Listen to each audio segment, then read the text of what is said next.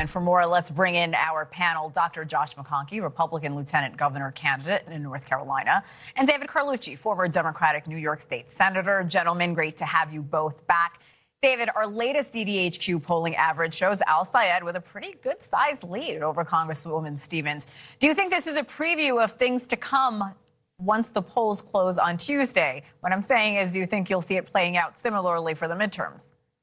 Yeah, I think we obviously have to see this leading in his favor towards the primary. But again, look, this is a snapshot in time. It's what people are feeling the day they were asked who they would like to support. There is early voting. A lot of votes have already come in.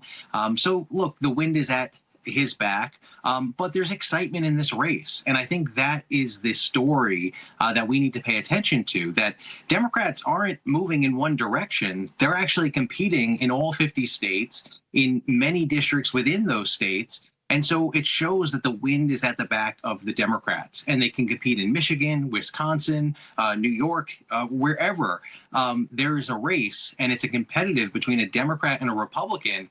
The Democrats are overperforming. So this is a good sign. It's a healthy debate to have, and one that I think makes the party stronger heading into November. Josh, we know Senator Bernie Sanders, who has endorsed El-Sayed, says that if the Democratic Socialist wins Tuesday's primary, he may turn some GOP voters to his side. Let's listen to that. The reason I think that Dr. El-Sayed will win in Michigan is that if you're a working class Republican, you know what? You can't afford health care. You know the system is broken. You are struggling to figure out how you're going to retire with dignity. If you're a working class Republican in Michigan, I think you're going to listen to what El-Sayed says. And I think many of them will end up voting for him. Do you see Republican voters siding with El-Sayed, or can Mike Rogers become the first Republican to win a Michigan Senate race since 1994, Josh? Boy, Bernie Sanders has been playing that tune for decades. And I can assure you that the more moderate voters and undecided in Michigan are not buying that. You can get away with that in New York City, but this race is going to be a fantastic train wreck that you just can't take your eyes off of. If El-Sayed wins this race, you're going to see Schumer and the rest of the more establishment party they're going to panic. So it's going to be very interesting to watch, but I think at the end of the day, if Sayed wins this race, it's going to be a very difficult win for the Democrats in November. David, there's a new report. It says Elon Musk is set to throw millions of dollars into the midterms with the goal of helping Republicans win in at least 8 states. His super PAC will give the GOP a funding boost in those races. But do you think that will actually translate to votes come November? Yeah, look, money is always important, but it's not everything. You've got to have the message. It's message over money. And yes, looking at the polls, the Republicans will desperately need every penny that Elon Musk can provide. But all that can do is buy ads, maybe a field campaign to knock on some doors, but it can't buy credibility. And Elon Musk, his credibility has been hurt. He's the richest man in the world, but people are skeptical when he is pulling the strings. And I think that is a double-edged sword. When residents and voters understand that this money is coming from Elon Musk, they're going to think twice. So I think it's message over money, and the Democrats have the message and they have the momentum heading into the midterms. So I obviously I'd rather the money be spent on the Democratic side, but I don't think it's a problem that can't be overcome.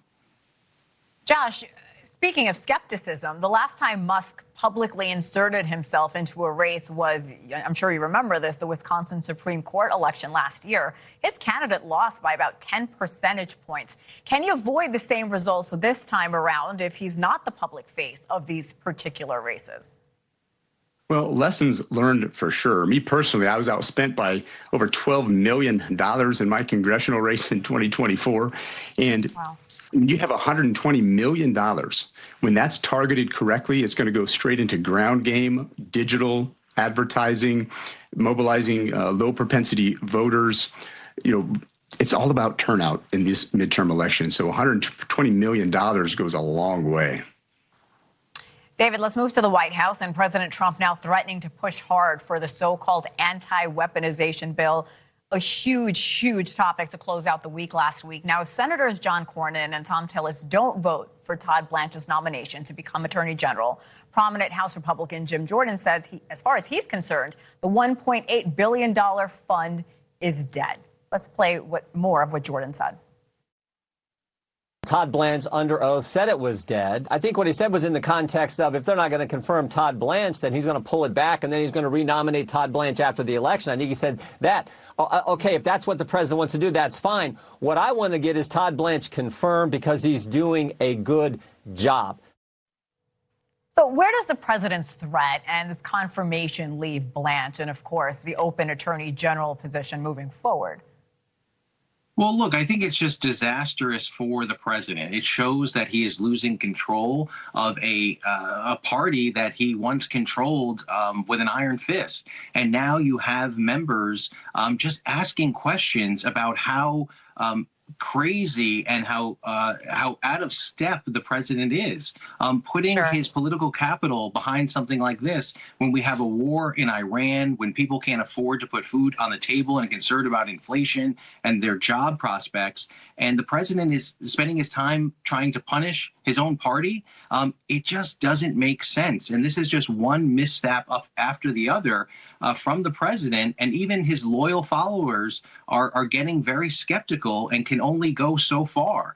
They'll follow him off a cliff, but it just how they do that is the question. Okay. But it looks like many Republican members are willing to do that. I do have to leave it there, gentlemen. Dr. Josh McConkey, always good to see you. Always good to see you. David Carlucci, we'll see you soon, guys. Thank you again. Thanks. Take care.